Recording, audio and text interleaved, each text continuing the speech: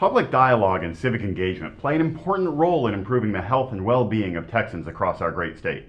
That's why Blue Cross and Blue Shield of Texas is a proud supporter of free Texas Tribune events like the conversation you're about to see.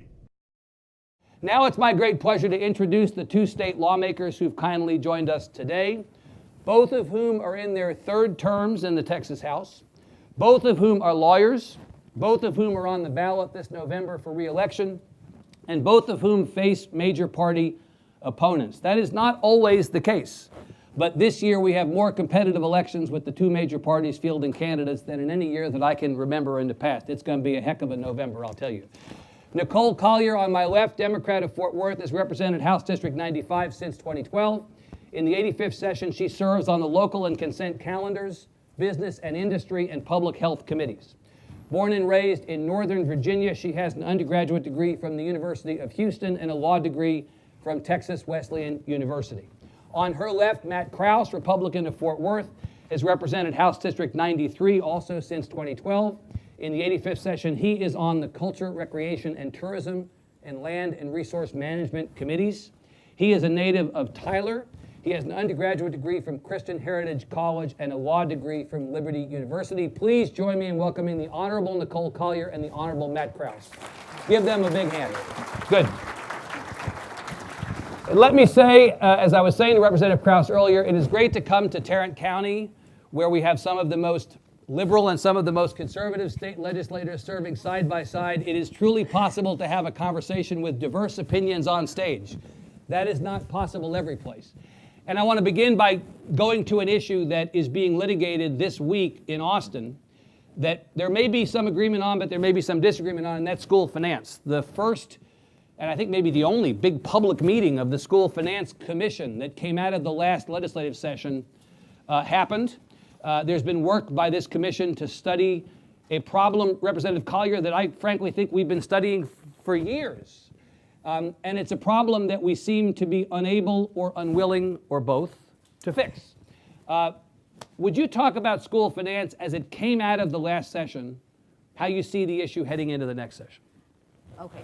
Thank you, Evan, for having us. Sure. I sure do appreciate. Wait, the guy said I had to make sure I had this up here. Good. Thank you for having me. I appreciate you coming to House District 95. Here Welcome. we are. Okay. Right. Welcome into House District 95. So good to see so many people. Thank you, Chancellor, for opening up the doors. TCC surely is a shining star in the state of Texas, and we're so proud of it and so proud that you chose this location. Happy to be here.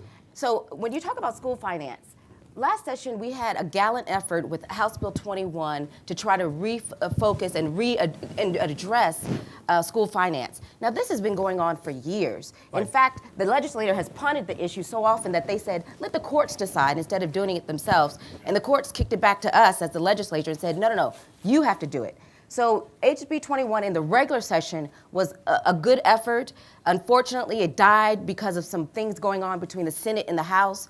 So we didn't get it done. Right. And then we came back in the special, and they tacked on a provision of House Bill 21, which they called it again, House Bill 21, because they wanted to be consistent. But they tacked on some provisions that were not pleasing to a lot of people. So I didn't vote for that bill. Right. Because it had some charter issues. It did address some things, but it just didn't do what it needed to do. You supported in a regular session HB 21, which would have put, is it $1.5 billion?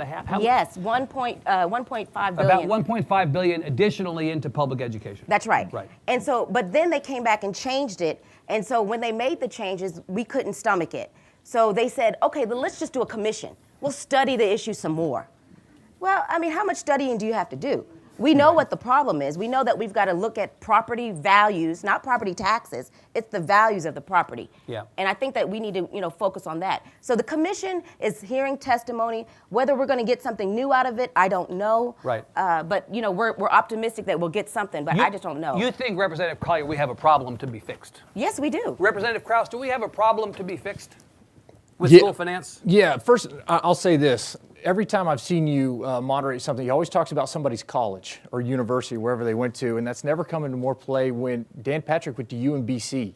Dan the 16th Patrick seed did that go beat to the number one UMBC, seed. that's And so correct, I yes. didn't know there was a Texas connection until I saw Evan on Twitter. I was like, this guy really does know where everybody Well, went if to you college. introduce people for 9 years and you say where they went to college, that little bit of trivia is going to come in handy at some point. And it was. It did in this case. It was incredible. Right. But yeah, absolutely. And it kind of goes back to what you said. I read a biography on Bob Bullock recently, and it was fascinating. But Former Lieutenant Governor of Texas. Former Lieutenant Governor of Texas, former comptroller, just a titan of Texas politics. And they were dealing with this school finance problem in the 70s and the 80s and the 90s. Right. I mean, so in some ways it was encouraging that, okay, we're not going down this road the first time. But in other ways it was discouraging that we continued to have to keep going down this road. Right. So if we can put a man on the moon, if we can pause live television, why can't we fix school finance? yeah. And so there is we've got to fix the problem. I think. Do you think that you and Representative Collier agree on the diagnosis, even if you don't agree on the prescription? Do you both think that the system is broken for the same reasons? What's your analysis of why the system is broken? I think you started with a formula that was supposed to equitably fund schools. And then something popped up and you're like, oh, we got to fix this with the patch. And then something else popped up, oh, we got to patch this. And then we got to patch that and patch this. And before you knew it, the patches kind of overwhelmed the funding formulas. And so I think that's why we have to go to ground zero. I think we have to start over from the beginning, build it up, make sure it's equitable, make sure it's efficient, make sure we're doing the right thing. But I don't think you can just continue to tweak on the edges of what we're doing now, which if that's all we do in the commission, it will have been a failure in my opinion. Right. But Representative, many people think that the issue is that there's just not enough money going into the public schools. Would you just say yes or no? Do you think that enough money is spent by the state on public education?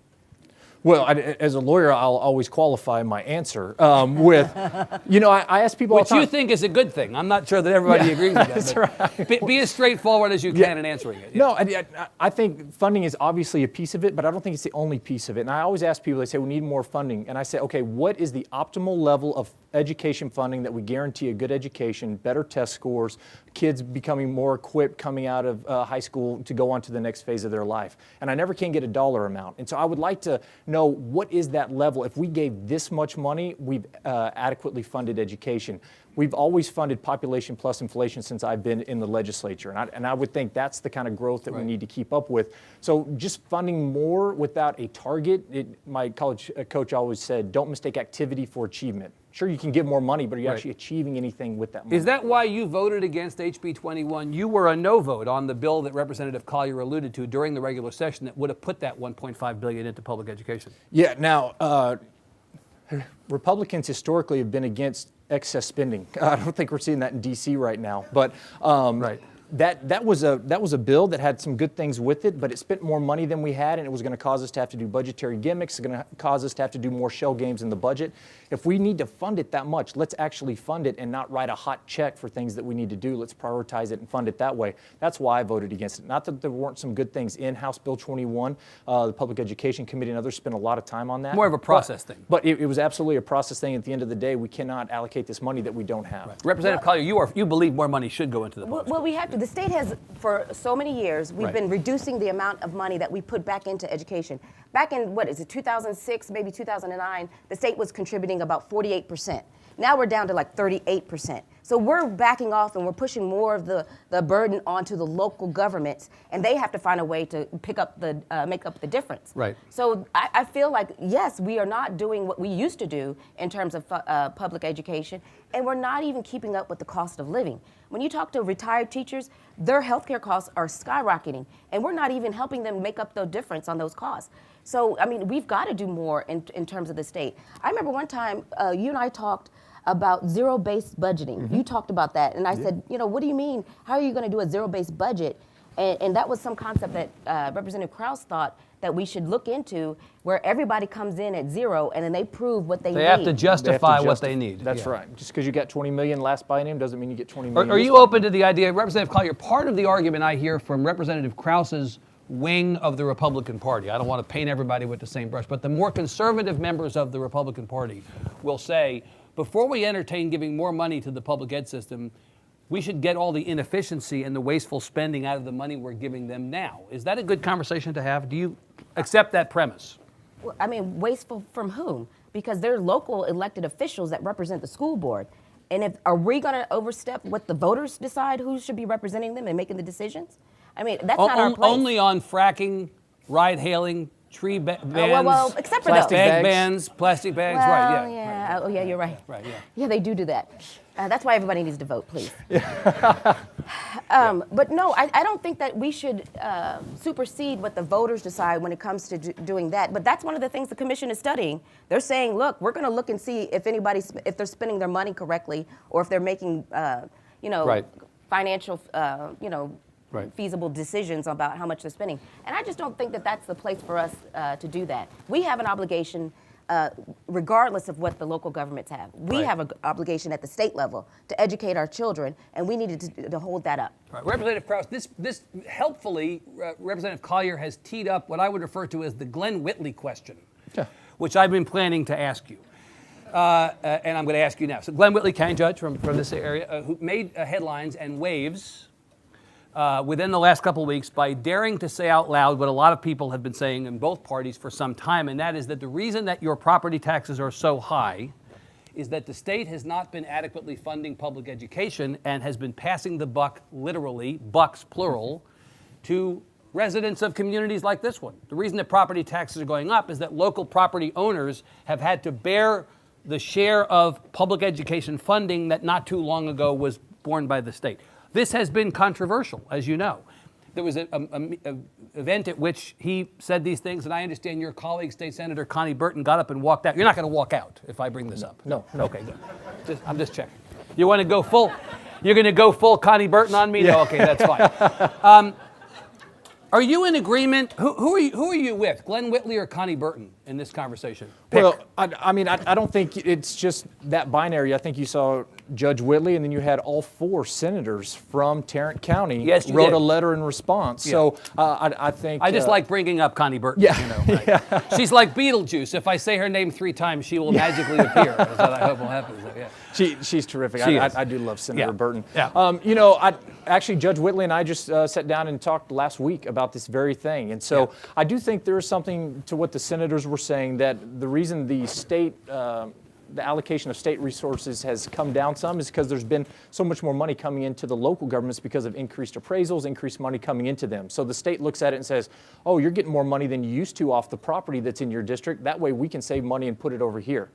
Now, where I do think Judge Whitley has a good point is on these unfunded mandates. And is if you're going to say, hey, we're going to take the money and use it in other places because we have different priorities somewhere else, then we shouldn't keep putting unfunded mandates on these local governments. Say, hey, we're gonna restrict your funding here, but by the way, you still have to do this, this, this, this, and this. But Representative, if you look at the way this has ended up, the fact is that if the state would take on, it is said, and not just by Judge Whitley, but by a bunch of people in legislature, I suspect, including Representative Collier, we'll see, that if the state would take on what is its proper or traditional historic share of the funding of public education, that's some of what local property owners pay in taxes would necessarily and could necessarily come down. Do you not see the connect or acknowledge the connect? Sure, but if you're going to make that decision, then there's going to be some other cuts, some other painful things in the rest of the budget for Texas that you're going to feel in other places. So I think it becomes a priority thing, and I don't disagree that, education and healthcare make up, about 75% of our budget now. Right. Healthcare is another reason, by the way, why property taxes are going up, because the uncompensated care costs in all the counties are being passed on to property owners. That's right. So, we only have a finite pie of resources,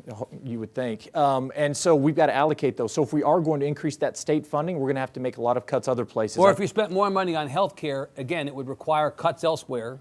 So, pay me now or pay me later is basically the story. Right. So I'm open to reprioritizing and saying, hey, let's get that ratio back up to 48% like we were before, but then where do you want to cut on these ends? And so that's a conversation I'm glad to have. Representative Collier, if we were going to increase public education funding, it has to come from someplace. So tell us where you would cut the budget.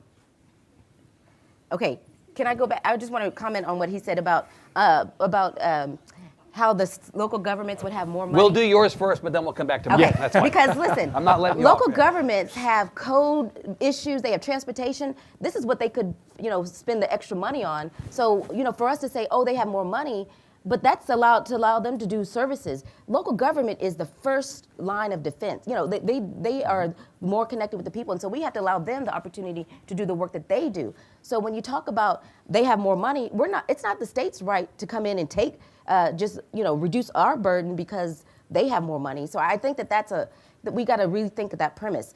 And in terms of unfunded mandates, oh my goodness, the Republicans do unfunded mandates every day. SB4 is one of them. So don't tell me that we don't put, do unfunded mandates in the state. What SB4, for the benefit of the audience, is, although this is a pretty good audience, they probably know what SB4 is the Sanctuary Cities legislation that was so controversial in the last session.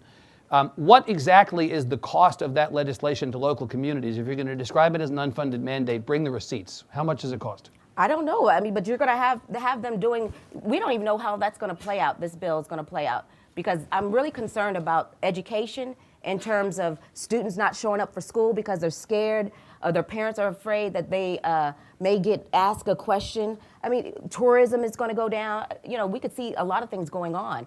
So that's where I'm concerned. It's in the future we could see some declines in our economy. Well, go to Representative Krause's question. So he says, look, if you're willing to cut the budget elsewhere, theoretically education spending could go up to enable property tax burdens. Cut the border. We don't need down. all that money on the border. You would cut border security. I haven't seen anything that says that we're having such a hard time with the border that we need to have that much money going to the border every day. So, and we also took money from Health and Human Services for education. So, I mean, we're just going back and forth.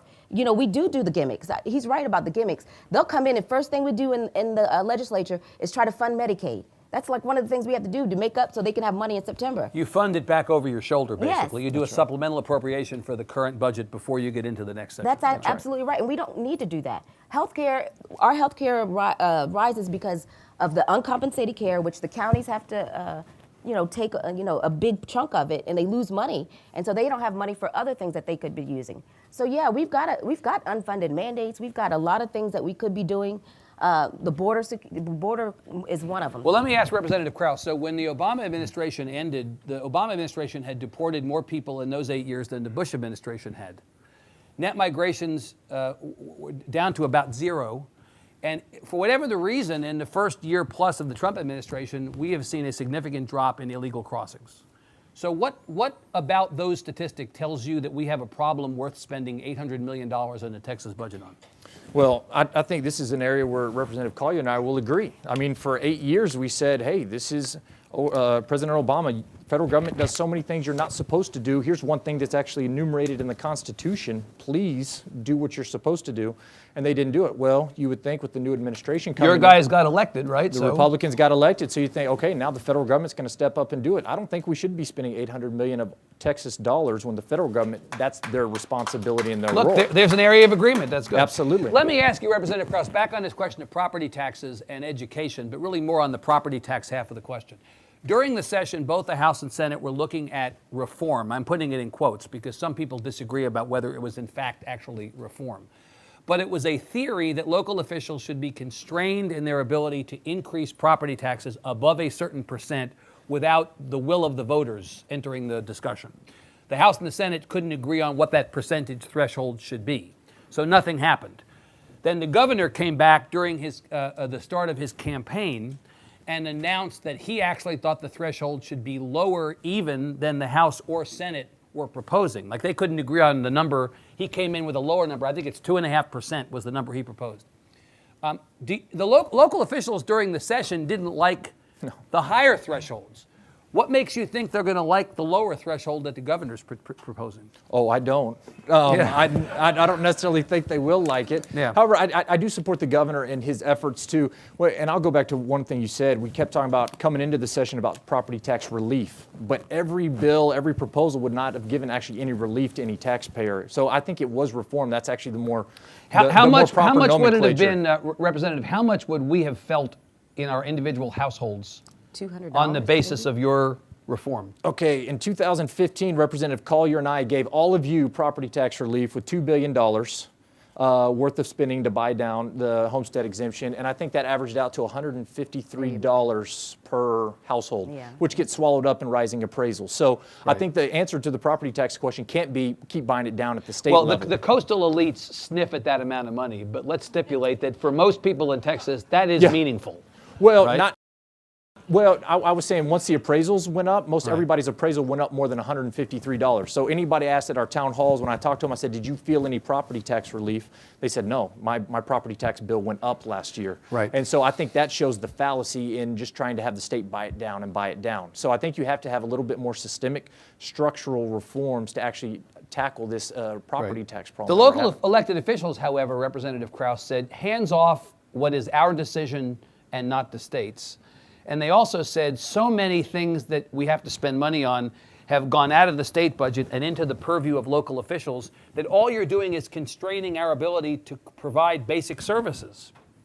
You may mean well in trying to limit the increases, but the net effect of it is that we're not going to be able to do everything for our communities that we need to do. What do you say to that? Well, I think Governor Abbott in his rollout in Tarrant County of his tax proposal talked about how that 2.5% mark would not have affected Tarrant County and Fort Worth the last couple of years. So even an area with as much growth, with as much people coming into it, with all the services that need to be done, even they could have, with the increases they had in their effective tax rate, could have stayed under that 2.5%, and we wouldn't have felt that. We haven't gone over that in the last couple of years. So if we've got a tax system that's helping out the taxpayer, not paying as many taxes, it's not hampering the city or the county because we didn't feel that the last couple of years, even if we'd have had this threshold in place, I think that's a pretty good place to look. Representative Collier, let me flip this around. The proposals in the House and Senate and the proposal by the governor says simply, if local officials want to increase property taxes, they've got to go to the voters beyond a certain percentage. What's wrong with the will of the voters? Well, people don't vote. That's one of the problems. Is that Yeah, but I can't solve that problem for you in this conversation. we need people to get out and vote. Well, no. Yeah. It's understanding the issues. You know, Governor Abbott keeps saying that the local government's not doing it right. Get rid of them. File a bill and get rid of all local government then. I mean, if the state thinks that they can do everything right, better than the local government, just eliminate them. But doesn't the state, as the entity that created the cities and the counties, actually have jurisdiction over this? I mean, you may not like it, but the fact is the states created the federal government, states created the cities and counties. The state is sovereign. You may not like it, but they do have the right to do this, don't they? In terms of the county, yes. I mean, that's like some civics textbook stuff. I realize that, but it happens to be true. But what I'm saying is that everything that the state is doing, instead of meeting with them and trying to figure out where there could be some reforms, then that's instead of just making the laws, let's meet and see where there's some compromise, where we can do some changes or make some positive improvements in the community. In terms of the tax, making sure that I think that they're going about it the wrong under false pretenses, because it's not the tax rate, it's the property value rate, and there's no oversight over that. We need to have some oversight over the property values. My house should not keep going up, $20,000 every year when there's nothing going on. There's been no change, no improvements. And so we got to look at that. I know we want high values when we're selling, but when you're in there paying that tax bill every year, you're rethinking that evaluation. So, we've got to look at how And there's they nothing, you evaluate. say there's nothing the state can do about that, about the appraisal process. Well- Appraisal caps have been discussed, haven't they? Yeah, I think there's even, I totally agree with Representative Collier that it has to be a structural reform at the appraisal process is Yes. where we're really going to feel it. And our office is working. We've got a great constituent named Chandler Crouch he did 3,200 tax protests last year for citizens of Tarrant County. And he's seen all these anomalies and inefficiencies in different areas. So we're working on that. I'm sure Representative Collier will reach out to your office. But I do think that's one area we can actually have some effective tax relief that's sustainable. I want to ask you both about population growth and the impact on the future of the state. I'm obsessed with the census numbers when they come out every year. Texas now has 28.3 million residents according to the last census. We added the most citizens of any state. I don't know how many years in a row that's been, but it was the case this last year. And the cities are growing at a particularly fast clip. We now have 3 of the 10 and 6 of the 20 largest cities in the country, more than any other state. Fort Worth is 16 in the country, number 5 in population in Texas. The rural counties, the inverse of this is true, that the rural counties, the rural communities are declining in population. 75% of the population of Texas now lives east of Interstate Highway 35. So we are an urban state. We can accept that. Representative Krause, what does that tell you about the way the legislature should be thinking about all these issues? If we are now an urban state as opposed to a state, how does that change your calculation about public ed, about higher ed, about immigration, about transportation, and what will you materially do different next session to address the fact that this is actually an urban state? Well, I think there's a lot of factors that come into that analysis. I mean, even though we don't have as many people living in the rural areas, a lot of our economic activity still comes from those areas, whether it's oil and gas, whether it's agriculture or cattle, whatever it is. And so I don't think you can completely dismiss, well, we don't have as many people living in the agricultural community, so we got to shy away from that. No, they still have to have an important seat at the table. It's got to be a part of that conversation. But the cities are really busting at the seams. And a lot of these social and physical infrastructure issues, some of which we've already talked about, are becoming more and more of a challenge as the state moves. Look, the demographers are predicting we're going to have 55 million people in 2050. We're going to double the population of Texas between now and 2050. Where are we going to put them, and what kind of foundation is going to be beneath them? And that's a great question. Vic Soom back there and I have talked extensively about transportation. And transportation is not something you can fix within a session, right? It's got to be 5, 10, 15 years out, some foresight. We've got a project in my area, I-35 3C, that's been approved since 2009. We're working on getting the funding for that.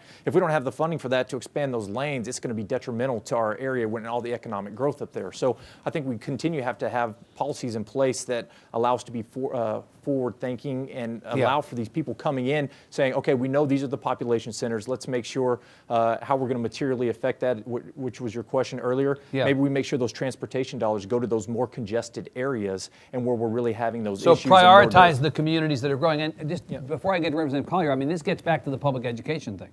You know, you all haven't solved the school finance problem, not you royally, you all have not solved it. That's fair. Yeah. But the fact is we're still adding 82,000 kids to the public education system every year.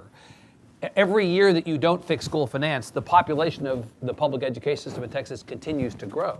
So it shows why the priorities and the urgency have really got to be considered as you set your agenda. Absolutely. Right. Representative Collier, what do you do about the growth of population in Texas? A lot of people think that this is a good thing. It means people want to live here. There's a lot of things about living in Texas that people like. Low taxes, predictable regulation, tort reform. When businesses come to Texas, they like those I can't things. say that. You may not like that, but that was always the selling proposition. But what we can all agree on is that Texas is a great place to live. We all love Texas. But with 55 million people in 2050, are we going to love Texas as much? Well, the problem, there's businesses who grow too fast and they end up shutting down. So, you have to plan, like Representative Krause was saying, and infrastructure is a very important part of that planning. So we have to make sure that the water is good and safe and abundant. Air quality. Air quality has to be good because we don't want our children getting sick or people getting, our elders, or me even, anybody getting sick. We have to make sure that not only do we have, sufficient oil and gas revenues, but we need to move into the new age with solar and use, more environmental friendly resources. Right. And so I think we got to keep up with the ongoing, of building Texas up. If we're going to attract people like Austin, where you are, oh my goodness, the traffic there is ridiculous. And the rent that I paid in my apartment was more than my mortgage. And so people. How do people afford to live in Austin when you have these types of conditions? Right. And so we've got to rethink about what's going on there, and that transportation has got to be fixed in Austin. So the infrastructure, I think, was something we need to look at. Our education, because if we're going to have more students rolling in, and don't tell me vouchers or school choice is the answer, because it really isn't. I haven't seen anything about vouchers, because if you take Secretary DeVos's state of Michigan, the charters and so forth aren't doing as well as you would like for them to do. So I can't say that that's the route that we take when you talk about easing the burden on public schools. As much as Representative Collier is dangling catnip in front of you, Representative Krause, on school choice, I am going to decline to go there, and I'm going to move, in the interest of time, I'm going to go to politics. Because we are in an election year. You both have major party opponents on the ballot this fall, but you're both in districts drawn to be safe enough that it's reasonably sure that you're going to win. Is that a good thing, Representative Krause? That the state is as gerrymandered as it is, or should we have more competitive elections? Ask Rick Saccone if a safe district is a safe district. So, we see now it wasn't gerrymandering that beat Rick Saccone, it was the president. Yeah, well, there's a lot of factors, I think, that could have happened with that. But I'm just saying, I do think gerrymandering has been around since the beginning of our country, right? I mean, Elbridge Gerry was the one who kind of drew his like a salamander, and that's why we get gerrymander. But, I think it's whenever you have individuals drawing those maps, you're always going to have, if the Republicans are in power, you're going to have them let's trying to stipulate maximize that their when power. the Democrats were in power, the Democrats drew maps to their advantage. Republicans are in power, the Republicans draw maps to their advantage. But the question, Representative Collier, is it good for Texas to have a situation in which we know, even under the most optimistic scenario, if the wave is a tsunami, if the wave is a Sharknado, you guys are going to pick up 6 seats, 7 seats. So instead of being 95-55, it'll be 90-60, or it'll be 88-62. You're still not going to be able to do anything on your own or prevent anything on your own. How's it going to be different? Well, and that's because of gerrymandering. Well, I can't say that we won't be able to do anything on our own, because we were able to stop some really harmful legislation last session. But even you though we had to need fight. them to do it. Sometimes, Some yes, of yes, them. we work together. Yes, that's absolutely of true. them. We do work together. Right. We worked together on a bill for Tarrant County before. That's so, exactly we right. do come together on certain issues. But in terms of gerrymandering, it's the primary. They always say it's the race is in the primary. But no, we do need good competition. I'm not going to discourage somebody from running against me. Because this is not my seat, it's the people's seat. Right. And they should have an option. They should have an option of who they can elect. But you acknowledge that most of the elections on the ballot this November, we already know who's going to win. We know which party at least is going to win. We get past the runoff. When you've got a major party nominee in 150 House seats and the 31 or the 15 Senate seats or so that are on the ballot, except in about 5 to 10 of them, we know the winner today. We wonder why voter turnout is not higher. They think the system is rigged. Representative Krause, can you argue with them? Maybe they think things are going so well in Texas. Why mess with the good thing? And maybe I can tell you I don't agree with that. Maybe. And maybe when I wake up tomorrow, I'll be 6'8" and get called by Mark Cuban to pay for the Mavericks. Hey. I don't think that's actually going to happen. No. Well, maybe it goes back to the census. Maybe not everybody is showing up at the census level. There could be some unidentified voters there. Right. So we have quite a few seats that are 60-40, and then that gives you an opportunity to get more and voters if the political environment in the fall is as we expect it to be, sort of more in flux, then actually some of those seats that are close-ish could actually turn out. Representative Krause, is President Trump a good thing or a bad thing to have in the minds of the people walking into your voting booth in the fall? Is he a help or a hurt to you as a Republican?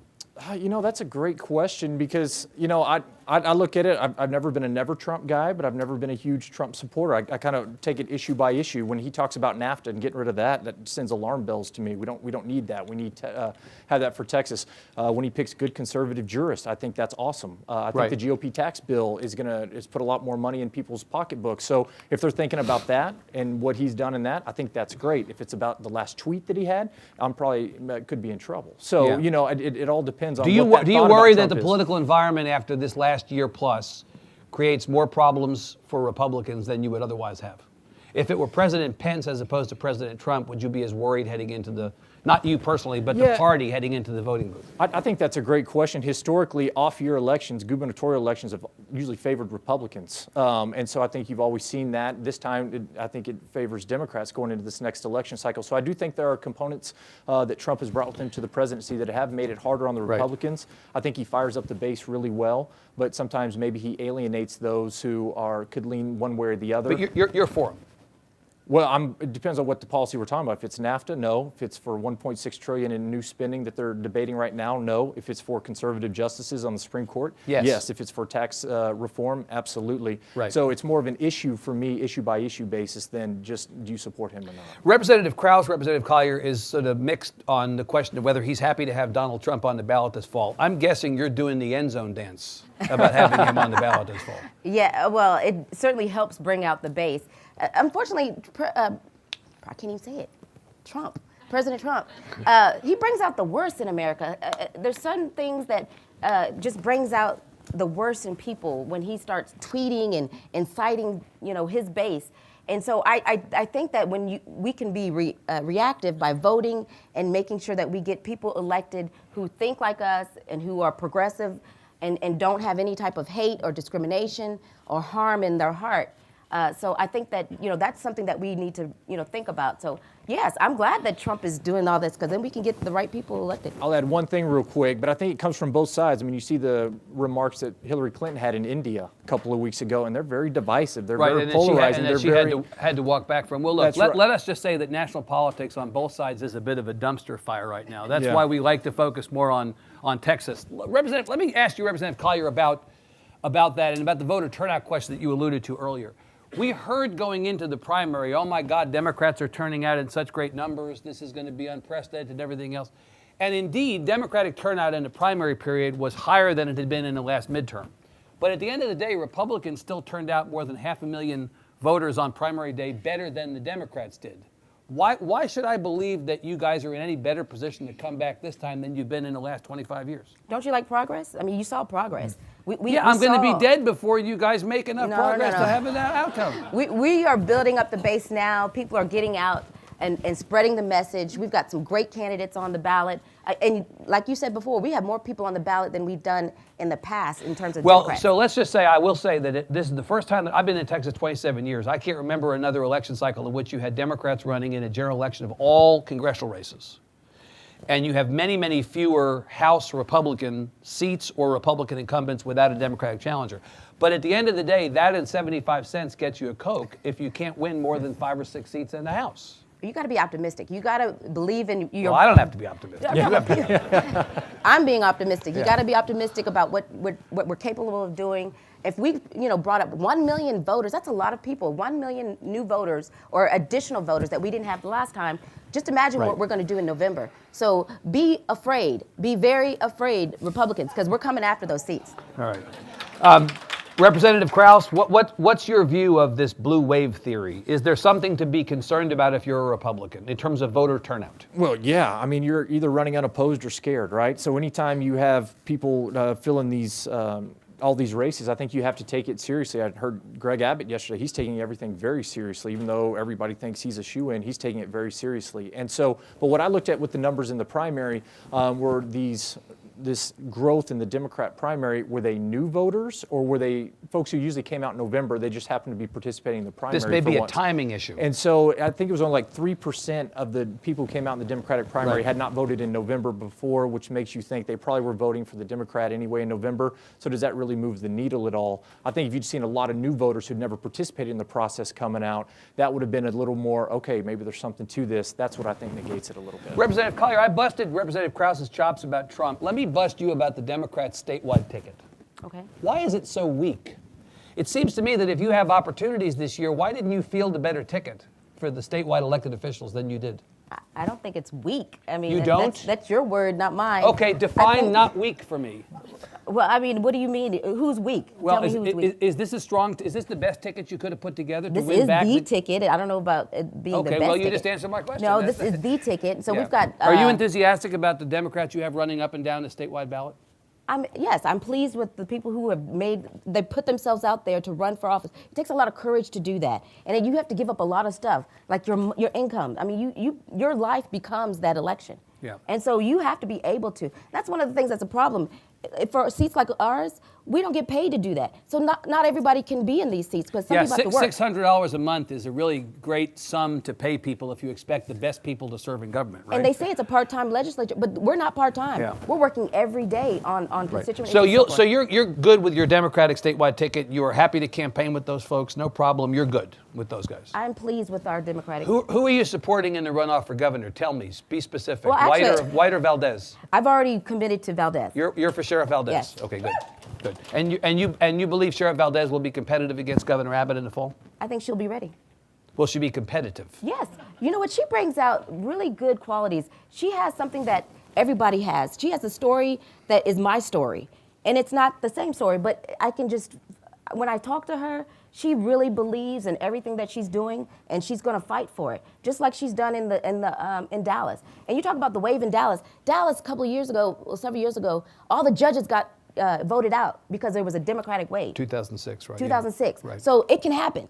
And those judges didn't think that they were going to lose. And then the whole new judges, and they started flipping parties to make sure that they kept up with the right. the times. So I do feel confident in that. But yes, I feel like she relates to people, and people want somebody that they can relate to, and they can understand, and they believe in. Okay. Last question before we go to the audience. I was asked by somebody in the audience today before I came up here to ask about the speaker's race. And let me ask about the speaker's race, because if we're going to talk about the 86th legislative session, which is a little bit less than a year away, it's going to begin with who is the replacement for Joe Strauss in the speaker's office. Representative Krause, there are people who say, finally, we're going to get a conservative speaker who has the same view on the big ticket issues as the bulk of the members of the body. There are also people, some Republicans, who say Joe Strauss was the bulwark. He was the levee. He was the wall up preventing crazy from coming into the Texas House. And if the levee is breached, then that crazy is going to spill over onto the floor of the Texas House. Why is point of view number one as opposed to point of view number two the correct point of view? Well, you know, I think it's always important that the process is honored and plays out on the House floor. I felt like last session it got a little more heavy-handed during the last session than even our first two sessions. In terms of the way things came to the floor, I think there was a lot of conflict and tension, obviously, between the House and the Senate. I'm sure that played into it. So that's kind of my frame of reference, is who's going to come in and allow the chamber to work effectively, for things to flow as they should, for rules to be honored, for precedent to continue to be followed. So that's what I'm looking for. It's not even so much a person. It's not about issues, it's about process? It's about the process, that's right. And Can I write that down? Yeah, absolutely. Sure. Well, it's on tape, Hey, okay. The Freedom Caucus has been saying that for, what, 8-9 months so now? If you elect a more conservative speaker who honors the process, but at the end of the day, bathroom bill doesn't pass, school choice doesn't pass, property tax relief or reform doesn't pass, you're good with that? If it's done in a transparent way, it's brought up to the floor, it gets voted down, doesn't get voted, whatever it is. It's not about outcomes. It's not about, and to me, because that's what I get frustrated with too, is when we say, oh, this person was terrible, we need somebody just like that, but from our point of view. No, if we feel like the process was inhibited last time, let's make sure somebody's in there allowing the process to work. So for me, I don't want guaranteed outcomes in the House. I don't want to know that. Dan Patrick is elected statewide on a platform. He's kind of given a mandate. Each one of us are elected by our districts. I don't think any one of us should be able to just set the policy and agenda for the entire House when we're elected just from one of the 150 districts. Does the next speaker have to be elected by a majority of Republicans? Well, I think it would be smart. I think since there's almost 95 in the House, that I think it's smart to have the majority of the House, who's almost a supermajority in the House, to have the support of that speaker. Now, that's not saying people take that, oh, you don't care about the Democrats. I tell people all the time, there's some smart, hardworking, incredibly effective legislators like Nicole Collier on the other side of the aisle, who any speaker would be foolish not to use and employ and work with and try to get their support. So I don't think it's a one or the other thing, but I do think it's important for the speaker to have the support of the majority of the Republican members in the House. Representative Collier, the knock on Speaker Strauss was that he was a speaker elected with the votes of Democrats. I mean, that was one of the things that had been said about him all these years. The fact is, the 150 members of the House, some Democrats, some Republicans, you got to get to 76. It's a math problem. Right. What's wrong with a speaker being elected by Democrats? Well, I don't think there's anything wrong with that. Yeah. But what he was saying, what Representative Krause was saying about making sure that policy gets to the floor, I'm all for that. If you can find a Republican that's going to let that happen instead of behind the scenes holding it up at the committee or holding a bill up at the in the calendars, let it get to the floor and let us vote on it. I don't like when they're behind the scenes. But that's Representative Krause's problem. It sounds like to me is that was what was happening.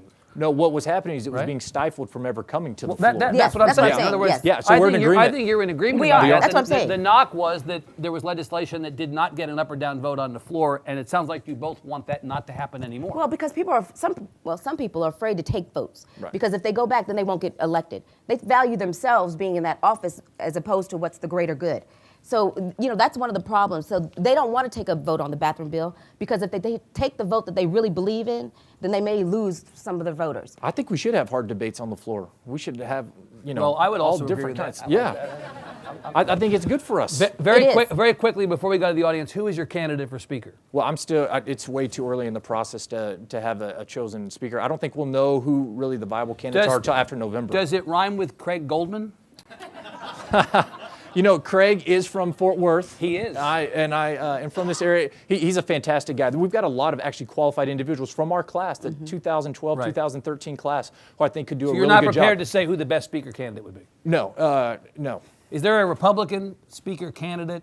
Presuming that Republicans will ultimately decide this because It's going to be a Republican speaker, not a Democratic They're speaker. going to be divided. Look who's already jumped in the race. You got a freedom kind of person, and then you got a Do you traditional. think but do you think a Democrat can be elected speaker, really? Oh, I'm not saying a Democrat. I'm just saying the Democrats are going to have a so vote. if it's going to be a Republican, who would be the best Republican for the Democrats? Oh, I don't know. I haven't seen anybody yet. You guys, I'm looking for specifics. I'm talking about who's out there now. I'm talking about who's already put the name up. Ask me in November. Yeah. Well, I will. Okay, we have a microphone right here. We're going to go around and take as many questions in the remaining time we have, and we'll be happy to bring you into the conversation. Sir. Good afternoon. Is that working? Mic check. Yeah. Clifton Miller. Regarding zero-based budgeting, you might want to check the book, if you aren't familiar with The Price of Government by Osborne and Wilkinson, which is not exactly zero-based budgeting, but it's a similar process, and Dallas is the largest city in the country that utilizes that model. It was published in April 2004. Number two, back to education. If you look at the 2017 policy priorities for the Metro 8, for the North Texas Commission, for the North Central Texas Council of Governments, and the Dallas Regional Chamber, which are the ones I looked at, workforce and education were in the top top 5 priorities for each one of those organizations. Yeah. Texas is known as a business-friendly state. The business community is saying workforce and education are in our top 3 legislative priorities, and we're still struggling with school finance. That seems like a disconnect for this business-friendly state listening to us, the largest organization representing businesses. Representative Krause, well, that is interesting. The business community has made very clear that its priorities for the future economic health of the state are in areas that the legislature at least has not been able to address to their satisfaction adequately. Is something wrong with that? Well, I'd push back on that a little bit, because one of the things I've been most excited about is our return to a focus on technical and vocational education, especially in our high schools. And I know we both have a passion for that. And I think for so long, college is great, and but it's not for everybody. And so I think somehow in the last couple of decades, we've made these blue-collar jobs seem somehow less noble or less inferior, when really they're the backbone of our society and economy and what we're going to do. So to continue to push those technical and vocational schooling, those centers of academic excellence. I toured the one with my district director a couple of weeks ago in Keller ISD. There's one in Arlington ISD. They're all around. I think we have to keep pushing that, because you're right, the workforce is one of my biggest concerns for the educational future of Texas. And so, yeah, that's something I definitely... Yeah, well, they're actually doing some really good work out there. So. Representative Clay, what more can you all do to give the business we're working community? with the community colleges. They're doing a good job of picking up some of the partnerships with the Yes, schools absolutely. and creating these opportunities. They're actually in contact with the businesses and saying, hey, what do you need? And we can help train the workforce. TCC has great programs here. I'm not trying to toot their horn, but it's very true that they have great programs here that they work with these manufacturers. Often to the two of you, often the connect between education and workforce is higher ed in some fashion. It may be 4-year, it may be 2-year, it may be some sort of a technical school.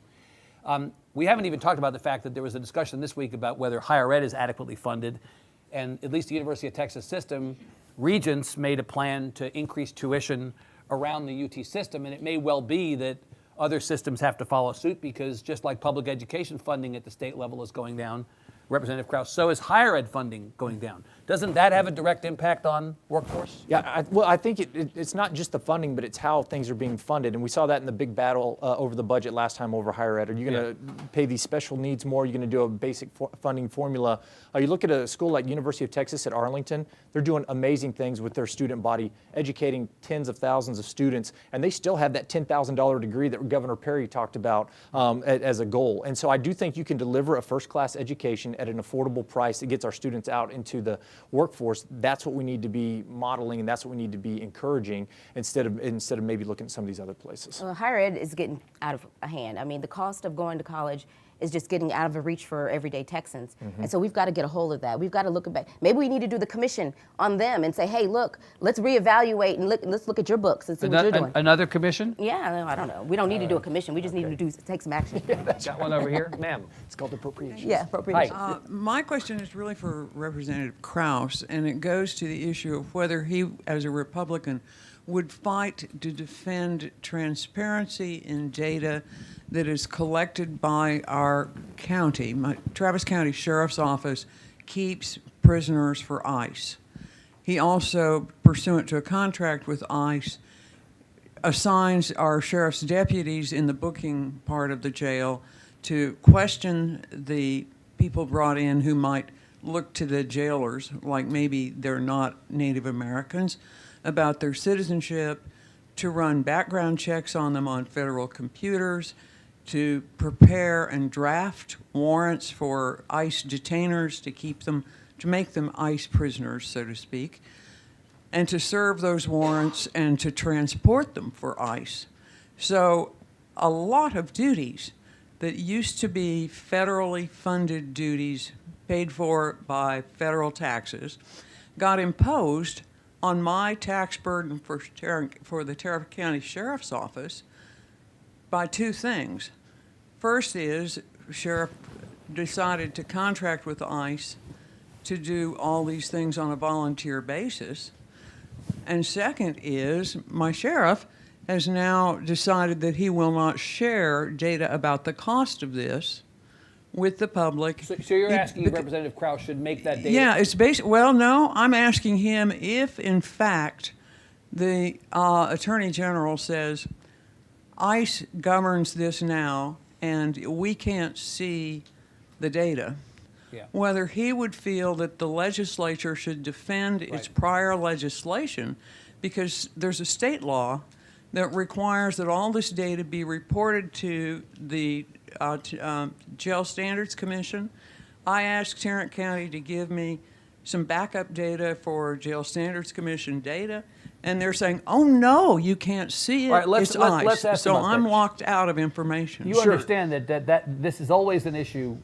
Are we going to learn more about the way our tax dollars are being spent? This is really Yeah, important, right? I'm absolutely in favor of transparency. One of our colleagues in Tarrant County, Giovanni Capriglione, has actually done a lot of great work in his 3 sessions on transparency. And so I think transparency is always good from the government to the citizens. In your particular circumstance, I don't want to say too much not knowing the cooperation agreement and how the federal government and state government have operated under that. So, but I'm happy to follow with Sheriff Wayburn as well. I think he does a fantastic job, and I'd love to, I would follow up with him. Basically, if the sheriff's office is taking on these responsibilities, that is in the public's purview to know what the costs are and what the allocation of resources. Unless it's like a FOIA request where certain things are redacted. I don't know if this falls Very in one of good. those. All right, let's go ahead and get somebody else in here. We'll try to get as many in before 1. Sir. Yeah, Evan, thank you for being here. This is wonderful. And Representative Krause and Collier, thank you for being here. Quick comment. Can we get a commitment from y'all to please put away the dog whistles with regard to certain items that are of zero substance, which I don't think any of us really care about. By that I'm referring to the bathroom bill. We've got Lieutenant Governor running around with this thing, taking on school district superintendents, this, that, and the other. Personally, I'm outraged that my legislators are spending time on this as opposed to solving problems like education, transportation, infrastructure, mental health, and on. Let's ask. Representative Krause? Well, not the first time you've heard that. Yeah, I mean, if you're asking politicians to get away from red meat issues, that's probably not going to happen.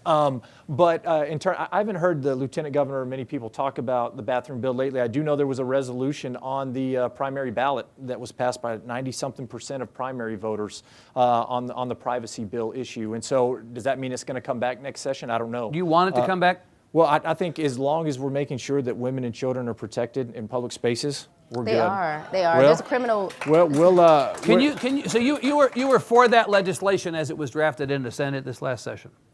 On SB 6, Yes. I think, and I would have voted for it. You would have voted for it. But I also signed on to Ron Simmons' bill that Which would have was a been more status slimmed down quo version. and us speaking to To it. the point that you just made, so you said you'd support this legislation if you would be willing to back off of it if you believed that women and children were safe. Can you tell me how women and children at the moment are not safe?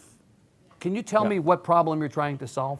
Well, I think the problem that you're trying to solve is that you're having these policies in place that open the door for people to exploit those to do things that maybe they shouldn't be doing. It's in theory. Yeah, well, it's not just in theory. I mean, you look at other places. Target's a great example since they put in their policy that you have these people, you have all these incidents at Target, and it all goes back seemingly to when they instituted this policy. Not only that, I think we've talked about this up in Washington, in Seattle County area.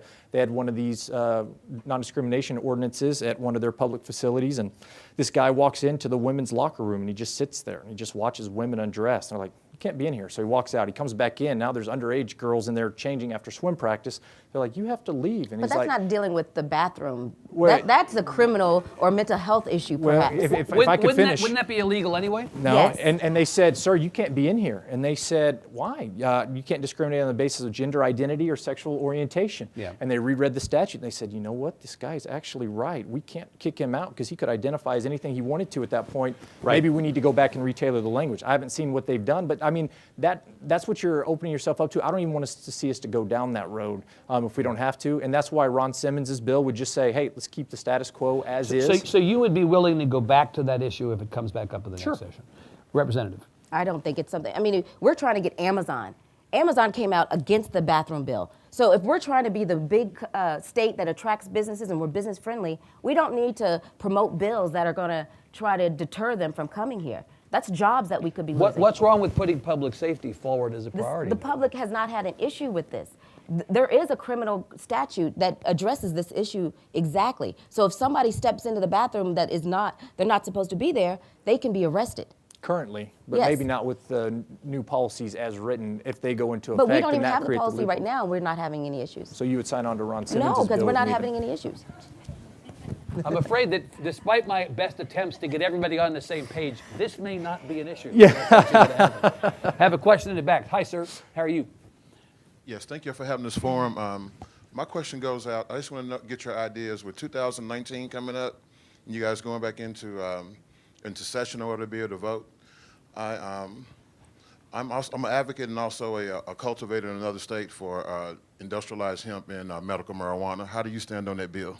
Right. Now, of course, who is the unlikely champion of the first step down the path toward legalizing medicinal use of marijuana? Stephanie Click. Yeah. No one's idea of a liberal. Former chair of the Caron County Republican Party, Republican member from Fort Worth. Representative Krause, she really did hold the door open to this conversation, did she not? She did. Now she will tell you she just went that one step, and now we slammed the door forever on expanding it to get that bill through. She said this is not going to be a step in a doorway. This was not gateway legislation, as they would say, that's right? right. Yeah, right. That's right. That's right. Yeah. So she said that, I think we're starting to see a lot of things out of Colorado. It's the 5-year anniversary since they've had their law, and I've seen some editorials recently on how it's not the panacea they thought it was, either on the revenue side or the secondary effects side. I've heard out of California some horror stories about how the medicinal marijuana laws have been manipulated and to where the exceptions kind of swallow up the rules. So before I could answer that, I'd have to see the legislation. I'd have to see how it's targeted. But you're I'd not have to see what it's- disposed to believing that the state should go in that direction? Not at this point. But I'm happy to listen. I've been married to my wife for 15 years. I say if I know anything, it's that I can be wrong. So if maybe I'm wrong on this, but I'm You open are to a bit hear of a unicorn in politics, Representative, I will say. Representative Collier, what about this topic? Where do you come down? Well, we've heard this topic in public health several times, and information that I've received is that it's needed. There are so many people who are suffering from medical conditions where this is an option that is available, that could be available to them, that would provide them some relief. We heard testimony about families who have been broken up because their child needs this low dosage THC, which is we need to increase it because they said it's still not enough. But they need this THC to help their children who suffer from epilepsy. People from PTSD could benefit from it. So yes, I think that there should be some opportunities, and if we've seen some problems in California, we learn from them. Yeah. We make our bill, we cater our bill differently. So I do feel that the information that I have received would lead me to support medicinal use of marijuana. Okay, a great place to end, huh? It's 1 o'clock. We need to stop right here. I'm grateful to Representatives Krause and Collier for giving us so much of their time, to all of you for being here, and the Tarrant County College for having us. Give them a big hand. And we'll see you again next time. Thanks very much.